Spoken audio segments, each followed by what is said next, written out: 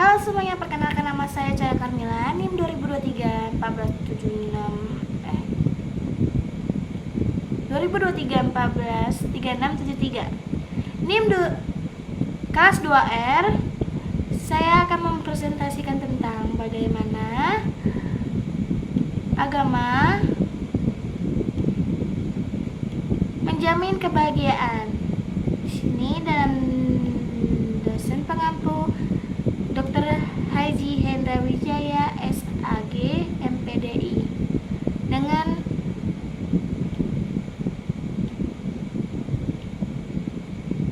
tugas pendidikan agama Islam.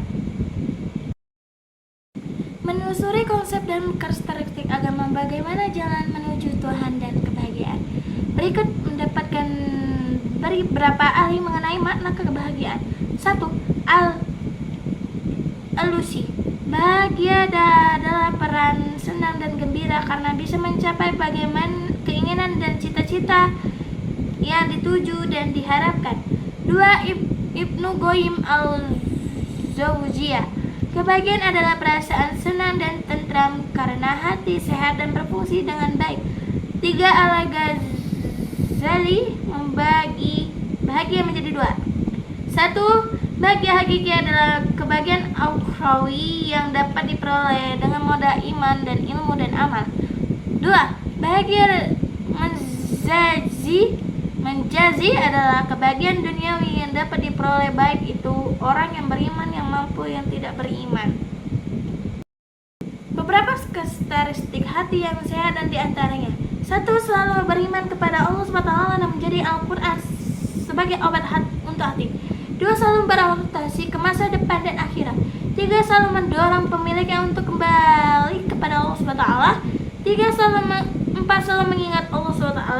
5. Selalu menyadarkan diri apabila melupakan Allah SWT karena urusan dunia. 6. Selalu mendapatkan ketenangan, kenikmatan, dan kebahagiaan ketika menjalani sholat. 7. Selalu memperhatikan waktu agar tidak terbuang sia-sia. Dan terakhir, selalu berorientasi kepada kualitas amal selama hidupnya. Faktor-faktor yang menyebabkan hati manusia menjadi sakit. 1. Banyak bergaul dengan orang-orang yang tidak baik. Dalam kehidupan sehari-hari, kita dapat mengamati orang yang baik dapat ikut berbawa jelek karena bergaulan dengan teman-teman yang berlakuan jelek. 2. Beragan-agan erat kaitan dengan berhayal, di mana selalu bermimpi namun tanpa diikuti dengan usaha dan ikhtiar. Angan-angan adalah modal para pencundang dan merugi. Melalui pengertian inilah kita sering dibangunkan oleh perbedaan antara khayalan dan impian. 3. Mengantungkan diri kepada Allah SWT. Mengantungkan diri kepada Allah selain Allah adalah perkara yang penting merusak hati manusia. Allah berfirman, mereka menjadikan ilah selain Allah agar mereka memberikan kemuliaan, sekali-sekali tidak, mereka akan mengingkari karena ibadah dan karena akan menjadi musuh. 4. Terlalu kenyang. Terlalu kenyang ini berbagi menjadi 2, antara yang kenyang dengan barang haram lizati, misalnya kekenyangan karena makan bangkai, darah, daging, babi, burung yang mencengkram kuat, anjing, dan makan binatang yang gairi. Di situ dalam makanan yang halal juga ya. Perilaku yang termasuk tidak sehat merusak organ tubuh dan merusak hati. 5. Terlalu banyak tidur. Banyak tidur dapat mematikan hati, memberatkan badan, menyayangkan waktu, dan dapat menimbulkan kelupaan dan kemalasan. 6. Berlebihan melihat hal-hal yang tidak berguna. Berlebihan melihat hal yang tidak berguna dapat berpengaruh dalam kesucian hati. 7. Berlebihan dalam berbicara. Berlebihan dalam berbicara dapat membuka pintu-pintu menjelekan dan tempat merusak setan. Merasuk setan gitu ya.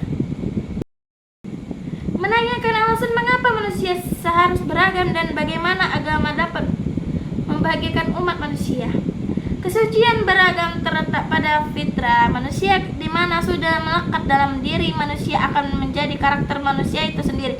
Menurut teknologi tertentu, Setiap manusia lahir membawa dosa warisan sehingga di dunia ini manusia memberi tugas untuk membebaskan diri dosa. Berbeda menurut teologi Islam yang mengatakan bahwa setiap manusia dilahirkan dalam kedalaman suci dan dosa, dan dalam beragam Islam tugas manusia adalah berupaya untuk lurus menjaga kesucian dan keimanan hingga kembali Allah.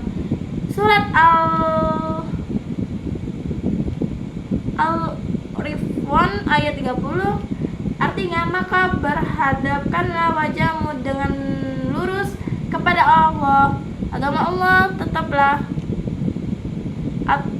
atas fitrah Allah yang telah menciptakan manusia menurut fitrah itu tidak dapat memperubah pada fitrah Allah. Itulah agama yang lurus, tetapi kebanyakan manusia tidak mengetahuinya. Kebutuhan agama manusia akan agama. Kefitraan agama bagi manusia menunjukkan bahwa manusia tidak dapat melepaskan diri dari agama karena agama merupakan kebutuhan fitrah manusia.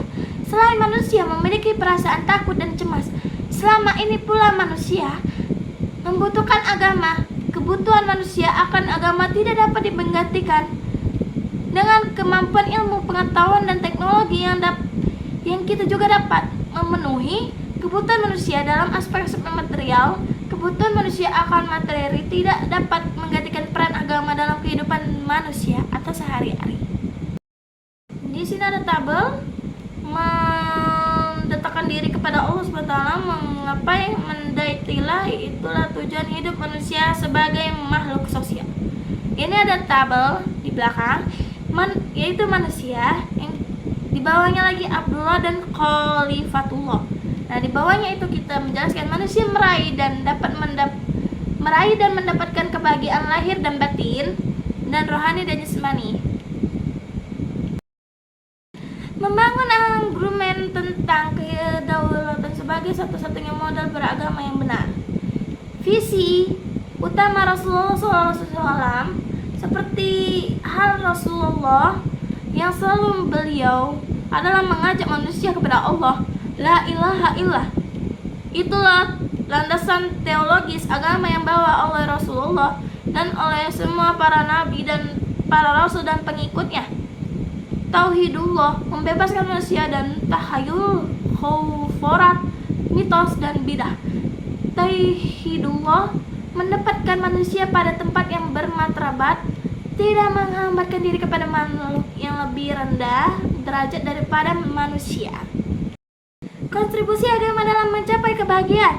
Tujuan hidup manusia adalah sejahtera di dunia dan di akhirat. Dan kata lain dapat disebutkan bahagia di dunia itu di akhirat. Kebahagiaan yang diimpikan adalah kebahagiaan duniawi dan ukhrawi. Untuk menggapai kebahagiaan termasuk mustahil tanpa landasan agama. Agama dimaksud adalah agama tauhidullah. Kebahagiaan tidak mungkin digapai tanpa tauhidullah, sebab kebahagiaan hakiki itu milik Allah. Kita dapat meraihnya kalau tidak diberikan oleh Allah. Yang untuk meraih kebahagiaan itu makna itu cara-cara yang telah diterapkan Allah dalam agamanya. Jalan mencapai kebahagiaan selain itu telah digariskan Allah, dan kesesatan dan penyimpangan jalan sesat itu tidak dapat mengantar Anda ke tujuan akhir, yaitu kebahagiaan.